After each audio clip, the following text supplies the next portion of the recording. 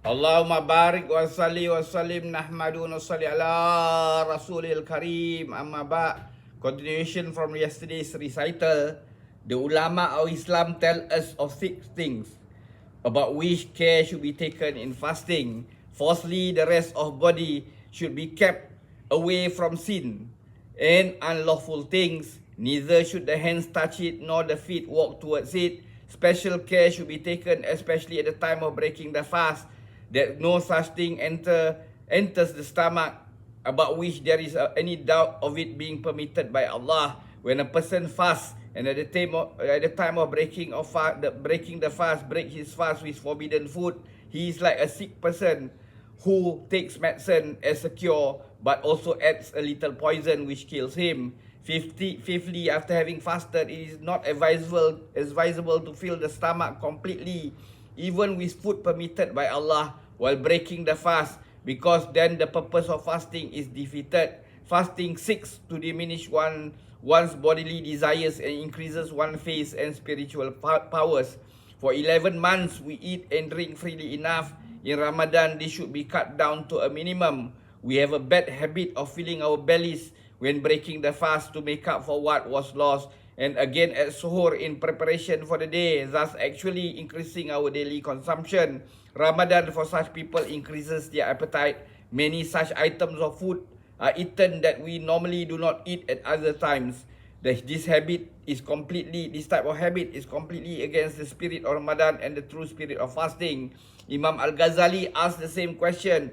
When the object of fasting is to conquer our bodily desires in opposition to shaitan, how can this be possibly be done by eating excessively when breaking the fast? Actually, in that case, we have only changed the times of eating and not really fasted. In fact, by having various types of delicious foods, we consume even more than in normal times.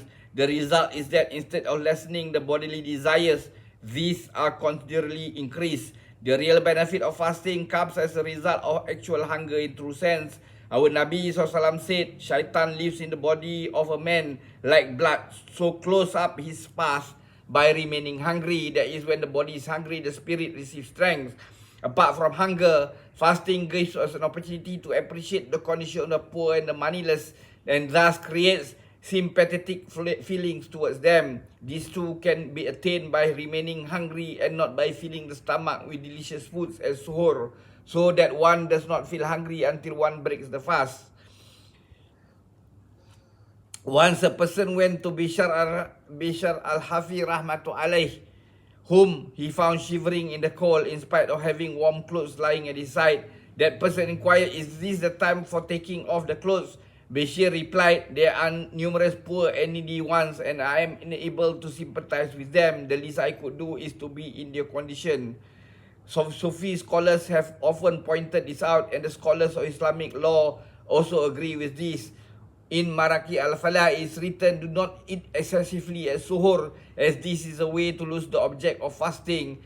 Alamah Kandhlawee rahmatullahi writes, "The reward for fasting becomes definitely more when hunger is really felt. Similarly, a feeling is developed for the poor and hungry ones."